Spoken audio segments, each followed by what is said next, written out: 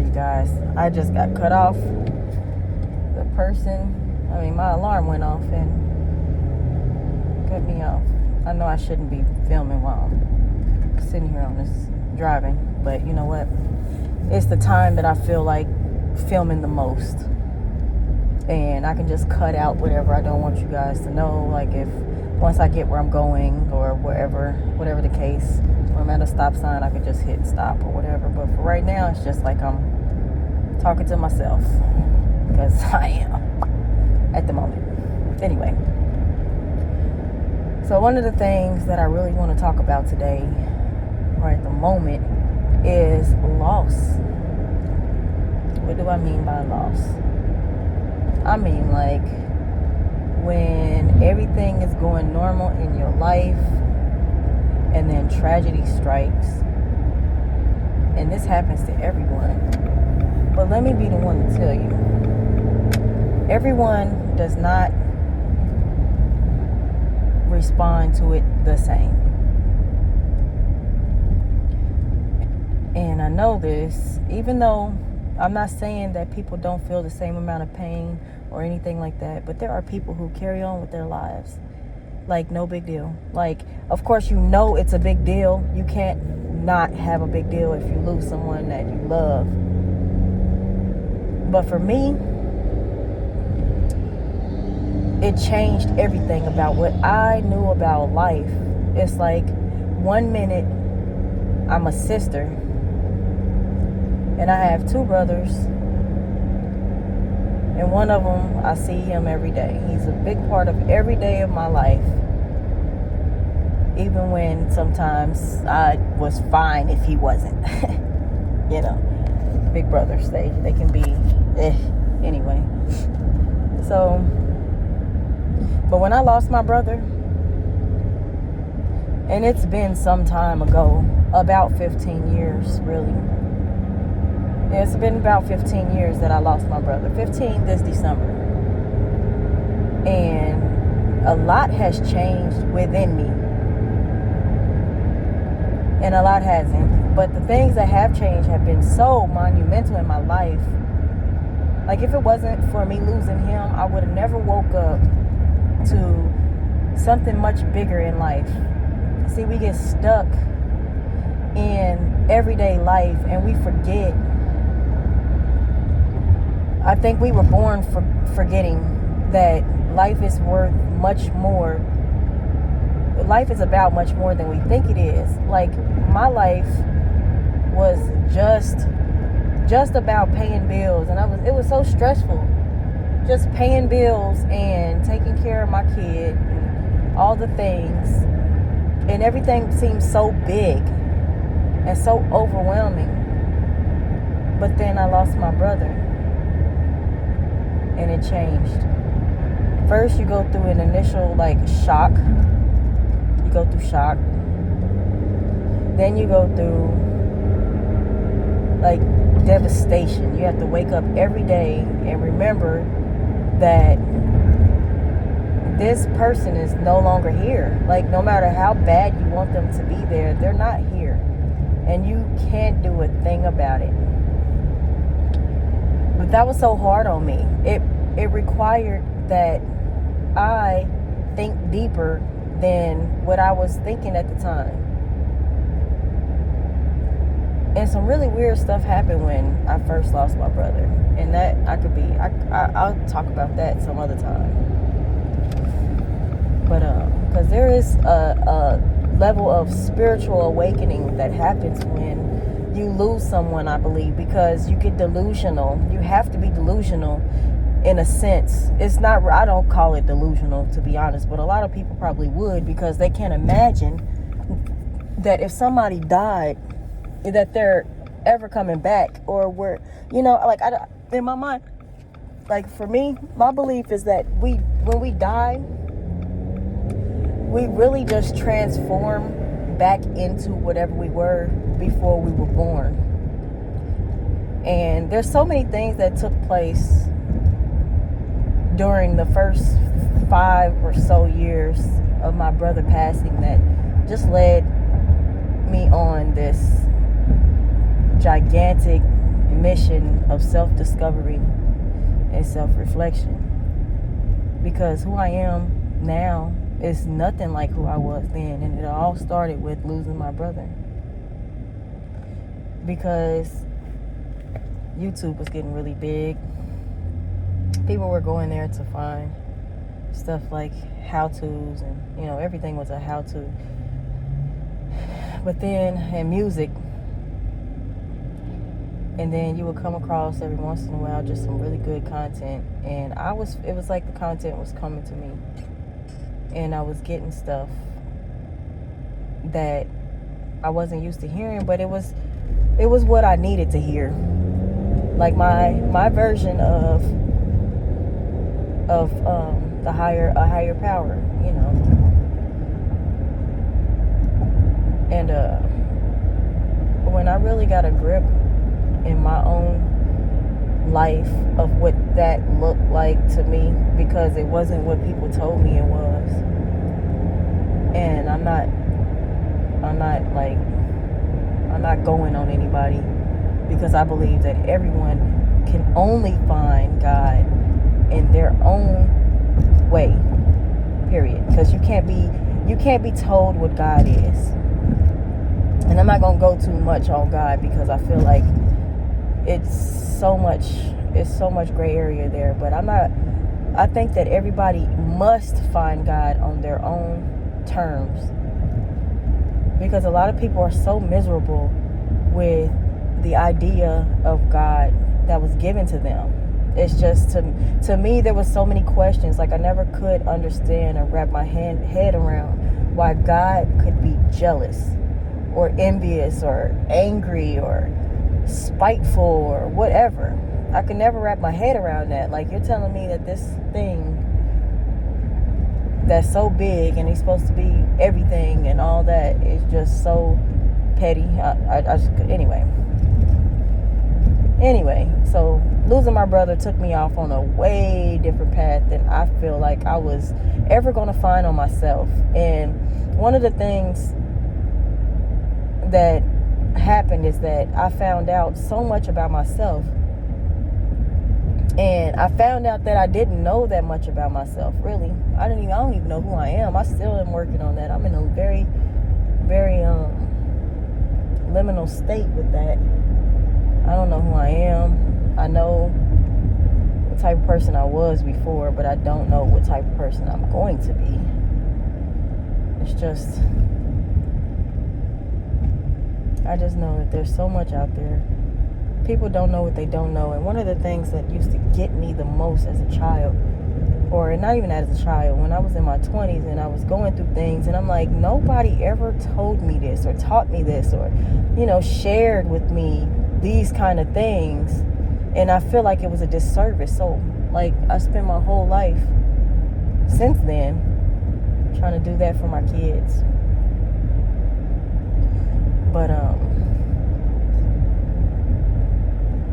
it's been quite the journey, and this is just a quick little video, introductory video to, like, because like I said, I don't really know what I'm doing.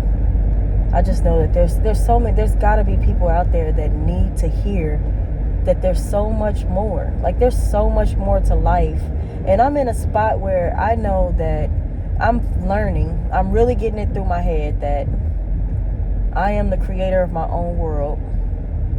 And people don't really believe in that, and that's fine. I'm not here to sway anybody's beliefs, trust me. I am here to have you question your beliefs. Just question them, because if you feel like they are what they are, then you have nothing to lose, right? You don't have to let go of them. Even if you could dive as deep as you want and still come out with the same beliefs. I just think that the fact that that's one of the things that brought me here is that we weren't able to question our beliefs. Like, this is what it is, don't question it. If you question it, then you're a bad person. Like, how can you question that? That's law. Like, do you just go out there and do everything that people tell you to do and just don't question anything? That's what's wrong with people these days. They just don't even question it. Now, sometimes, sure, but I don't know. I feel like that's a trap. If you're being told that you're not even allowed to have your own thoughts about things, because that's going to send you straight to hell. I don't know how true that is, but I mean, I'm pretty sure that's kind of how it goes. But I just couldn't fall into that. To me, that was too much.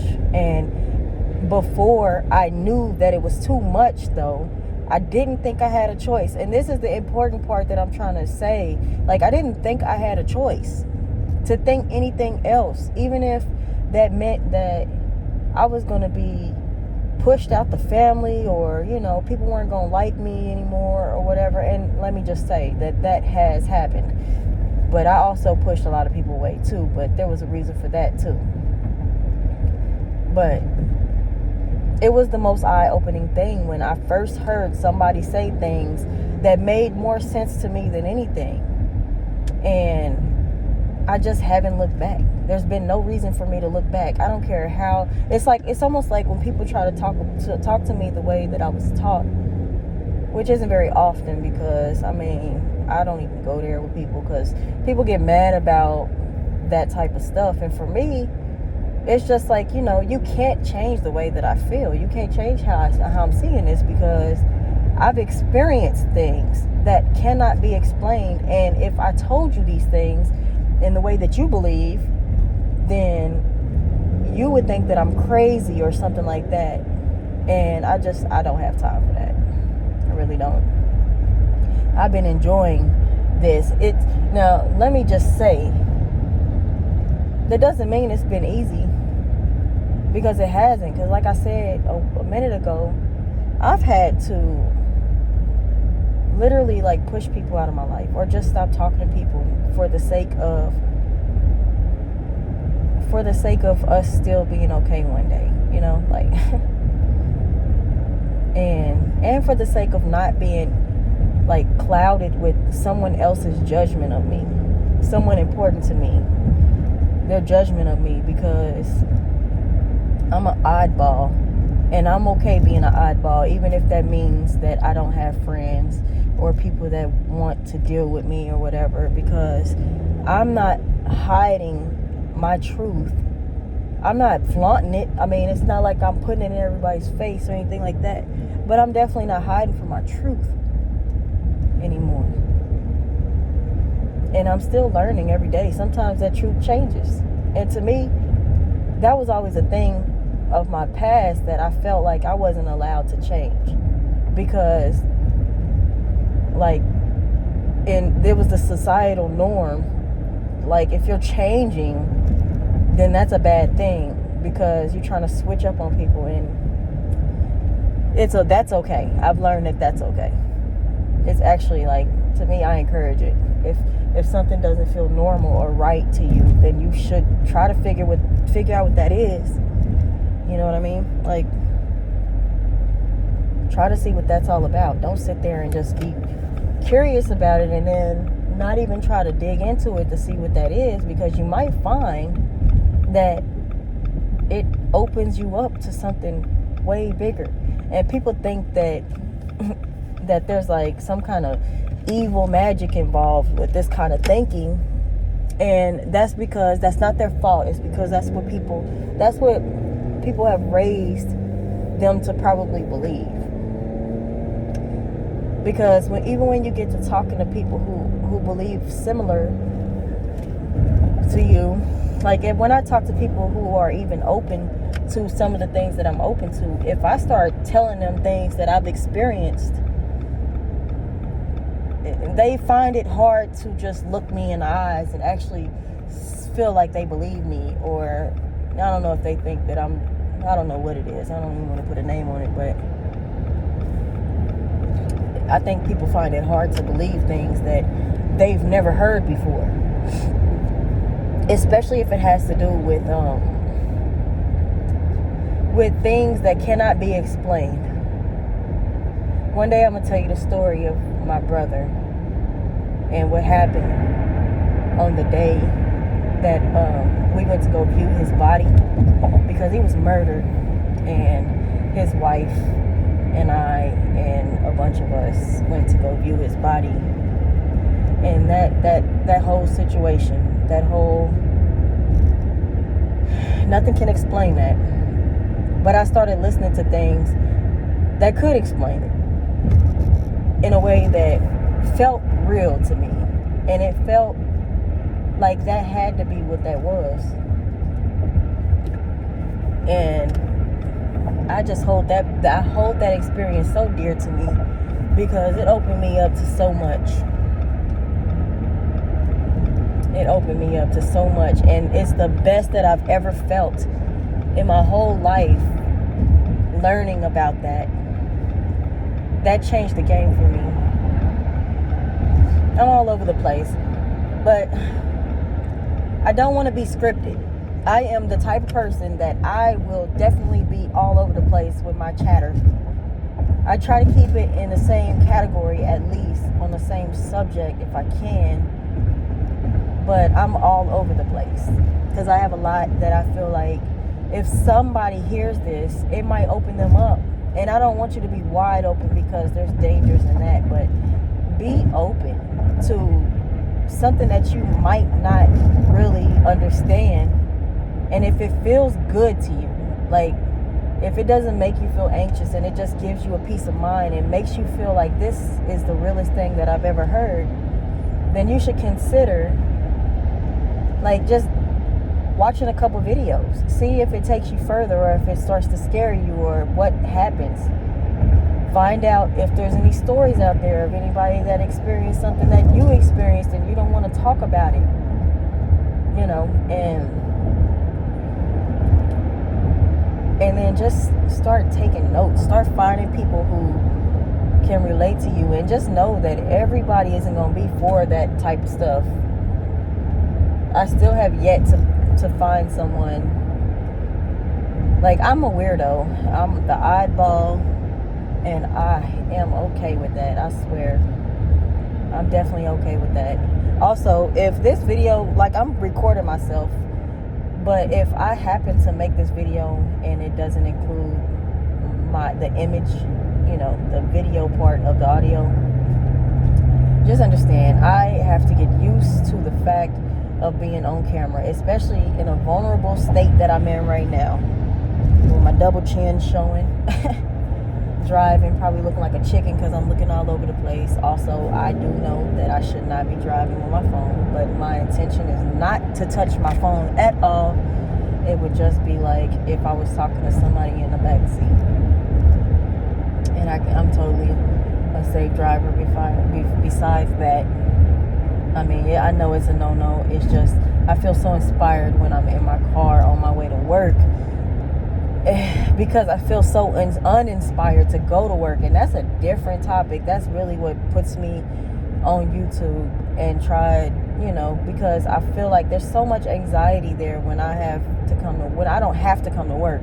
I do find my job is a blessing. I like the work that I do, but I find it so hard to just be like, yippee, yippee, yippee, to come to work. And I don't understand that.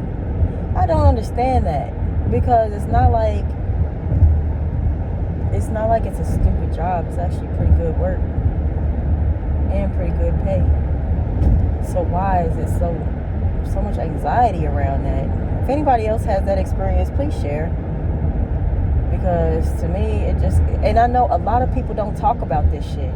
I'm sorry, excuse my language. A lot of people don't talk about it because, you know, that's another thing that bothers me that I want to talk about on here is the fact that I know you don't want to like dig into those type of feelings and emotions, but if it's hard, if something is difficult in life, for me, I just feel like sometimes it's better just to get it out instead of trying to hold it in and pretend like that's not the case, because I believe that also creates like a discourse.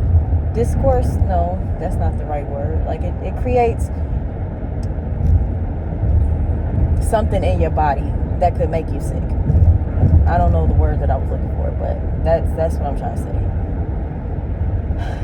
Anywho, I'm almost at this job, and when I get a stop sign, I'm gonna go ahead and stop this video. Right now though, I'm actually in a nice little flow.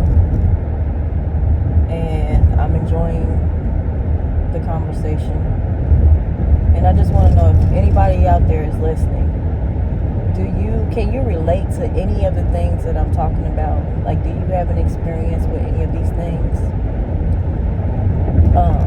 And do you want to hear the story about what happened when I went to go view my brother's body? Because that might weird some people out, and I just want you to know that it is pretty weird, and it might be unbelievable, but let me just say, you can believe me or you cannot believe me, but I'm trying to tell you from the bottom of my heart, it happened, and it changed so much for me. There's like a level of, you can't tell me nothing that comes with that experience, and it wasn't the only experience either. And it happened a few times over a 5-year period, and it's like everybody says the same thing when they talk about things like this. They say like it was so real, like there's no way it wasn't real, because of the fact that it's just the feeling that goes with what was going on in that moment. Because like in a dream, you could dream a dream, and you could be like, it would be like some kind of loopy feeling about the dream. You don't feel like you're in the dream. It's like you're experiencing from the dream. But almost when you have, I don't know, we'll talk about that some other time. It's just like the feeling, I don't know. But do you have a story that you want to talk about, or have you experienced anything strange that you don't like to talk about, or that you feel like people wouldn't believe you? Anyway, that is that. I'm going to get off here. I have to decide if I'm going to just put this video out, because, okay, that's what I was going to say, is that I don't want to be a scripter. If I do scripts, it's going to be my words and how I would like to say things, besides just blurting them out, because a lot of times I can think of 17 different things at the same time to talk about, and they will all try to come out at once, and then I will forget what I was saying in the first damn place, and then it'll just be all over the place, and I don't want to do that to anyone.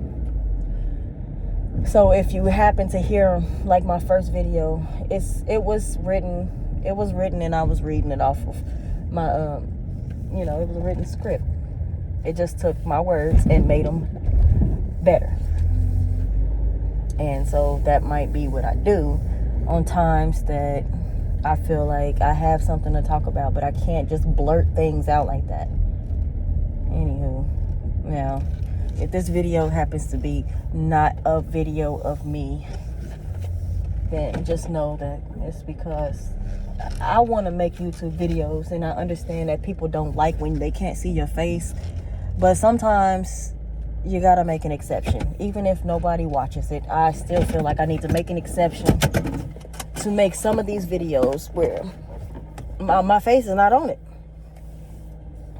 for several reasons. One being is that I am shy and all of the things, and I don't want anybody to see my face yet. I also don't want it to be a super secret too either, because I don't want it to be like when people do finally see my face, and they might feel like, you feel kind of betrayed when you've been listening to somebody for a while, and then you find out that they look this certain way, and it's like, that is not what I expected them to look like. And sometimes for me, it makes me feel like I don't want to watch that anymore. But I don't want that for myself. So I have to pop in every once in a while on the camera. But that might not be this video. Once, it might just simply be because I was driving the whole time. I'm no longer driving. I am now where I need to be. But yeah, so thank you for watching.